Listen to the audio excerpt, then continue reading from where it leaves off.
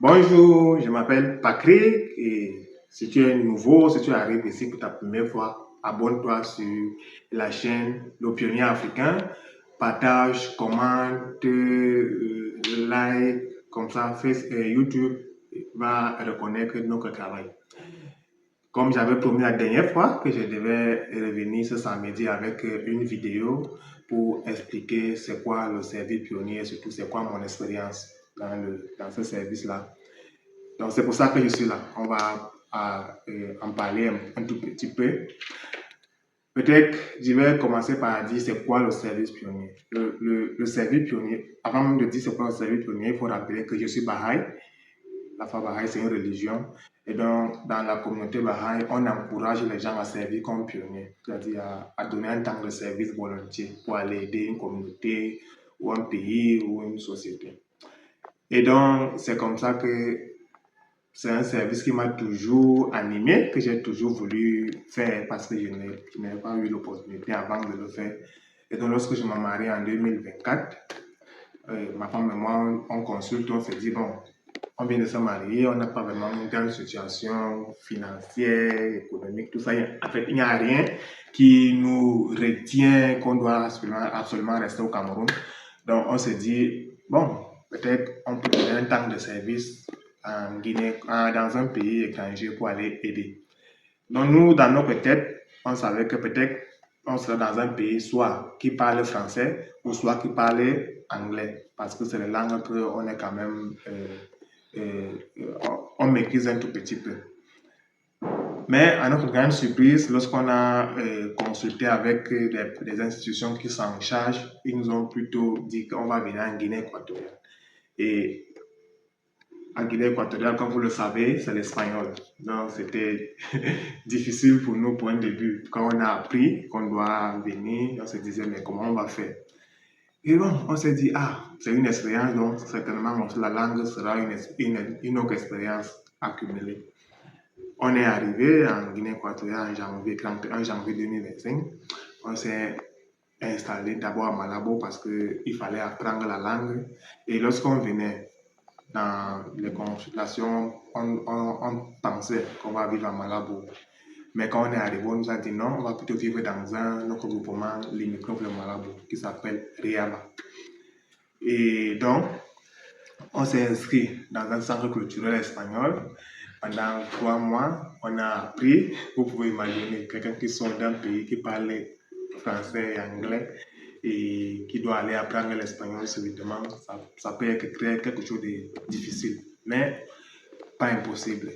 Donc c'est comme ça que madame et moi, on s'est lancés, on a commencé à faire les efforts, on a fait nos 3 mois dans le centre culturel espagnol et puis on a recruté un enseignant à la maison qui continue à nous renforcer notre espagnol.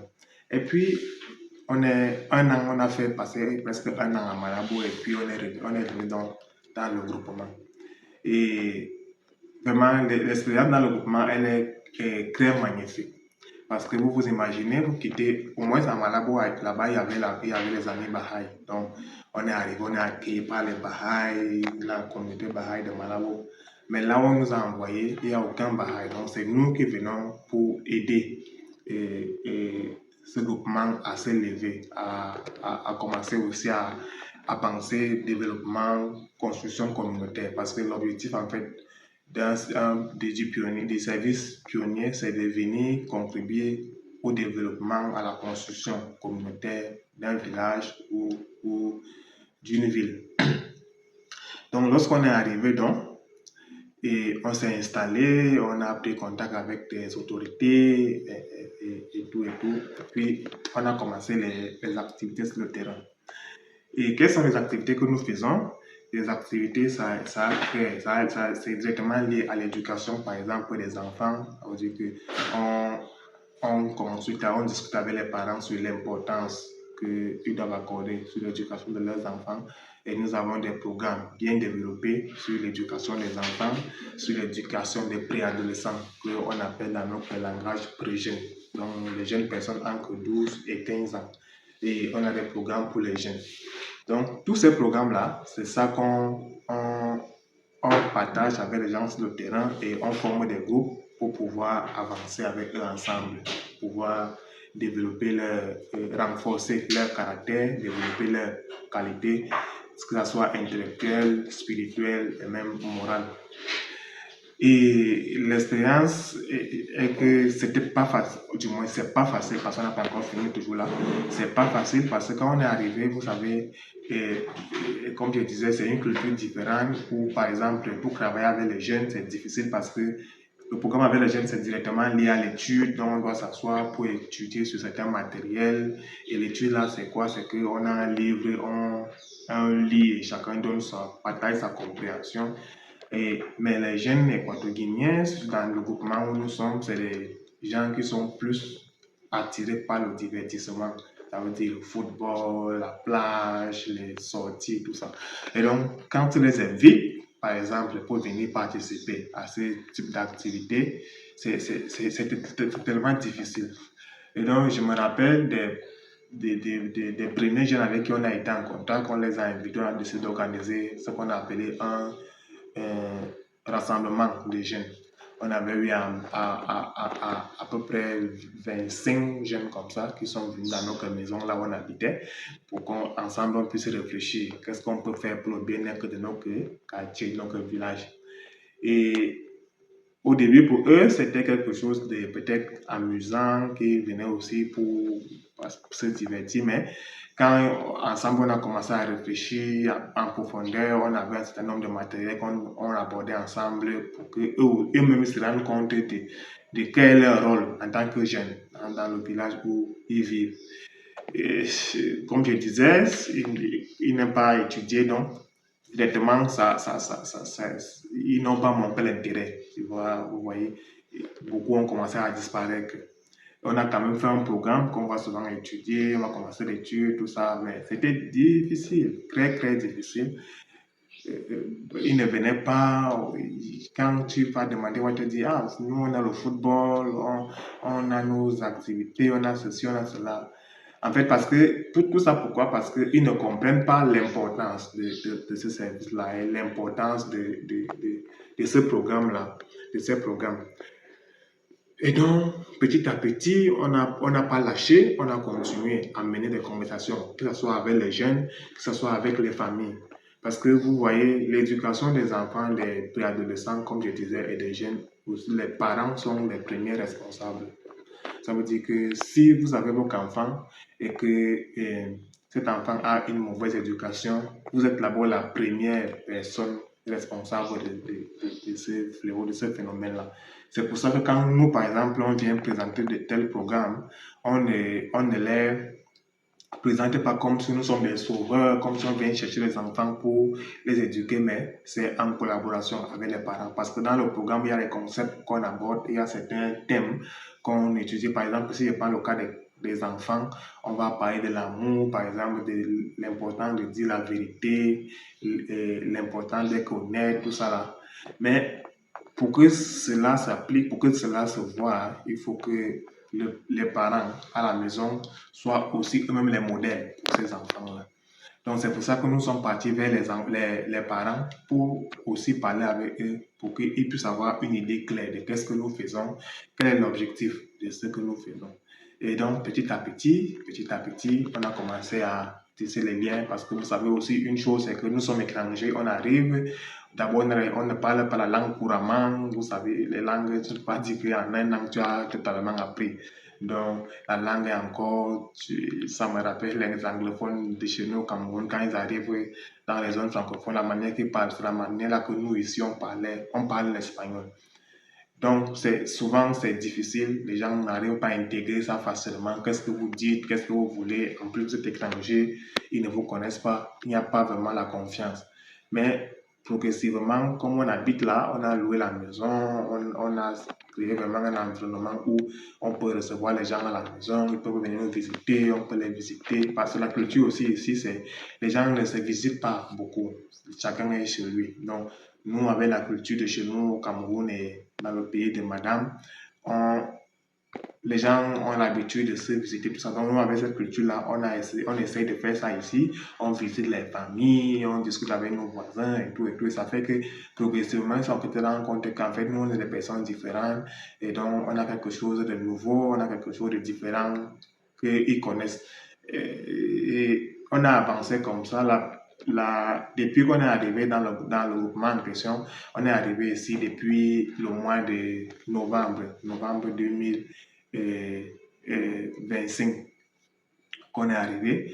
Et donc, on a commencé ce processus que je suis en train de vous expliquer là.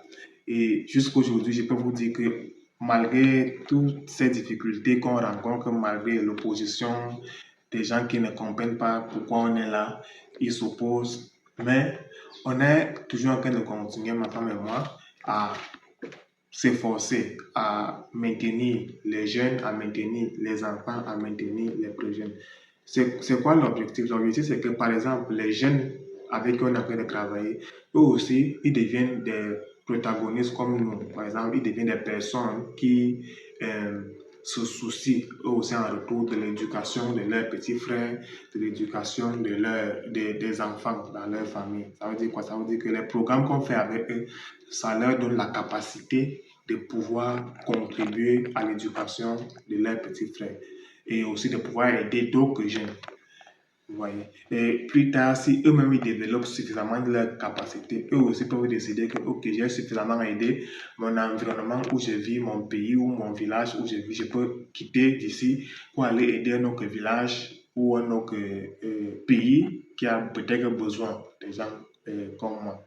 Donc, c'est ce service-là que nous sommes venus faire. Et vraiment, comme je disais, pourquoi c'est important de le faire? Parce que d'abord, tu quittes ton environnement, tu quittes là où tu es né, tu as grandi pour certaines personnes, et tu quittes là où tu connais les gens, là où tout le monde te connaît, là où tu connais les nourritures, tu connais la culture.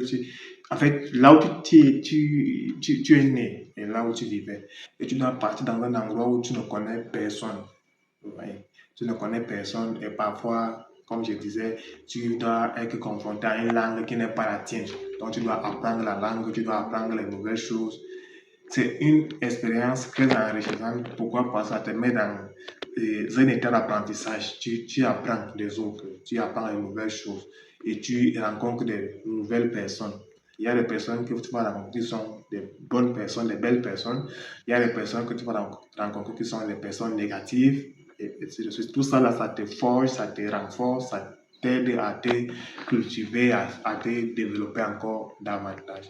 Donc, si vous aussi, vous êtes attiré, vous aimez faire dans le social, vous aimez aider, vous aimez servir les gens de manière désintéressée, ce service-là, ça peut être utile pour vous et ça peut vraiment vous renforcer.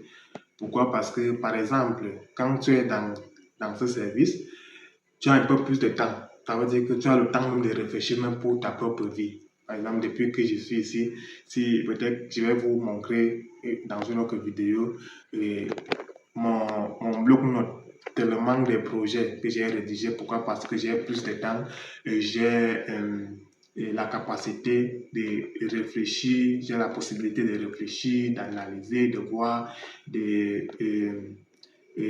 comment je peux dire, en fait, d'identifier les besoins qui peuvent être, qui peuvent se présenter en termes de business, en termes d'entreprise plus tard. J'ai tout le temps là et j'étudie mes projets. Donc, c'est un service qui te permet de vraiment te préparer pour ta vie future. Ça veut dire que tu te déplaces. Par exemple, on est venu pour 2 ans de service désintéressé et pendant ces 2 ans-là, on est juste concentré pour contribuer à la construction du village de Riaba. Mais après ça, d'abord pendant qu'on est en train de faire ça, on est aussi en train d'écrire nous-mêmes nos propres projets, nos business, nos affaires qu'on va engager plus tard. Mais également, ça te permet de te cultiver, ça te permet de devenir un peu plus patient, de développer certaines qualités, certaines capacités. Parce que, par exemple, tu vas aller rencontrer les gens qui ne sont pas d'accord avec ce que tu dis. Tu vas rencontrer les gens qui ne sont pas patients de t'écouter parce que tu parles mal la langue. En tout cas, tout le monde n'est pas dans le même cas, mais dans notre cas, par exemple, la langue n'était pas la nôtre, donc c'était quasiment difficile, par exemple, pour nous de s'adapter. Donc tout ça, ça te fortifie, ça te rend fort, ça te permet d'apprendre, ça te permet de devenir un homme et épanoui, cultivé, et bien éduqué, patient, généreux, tout ça.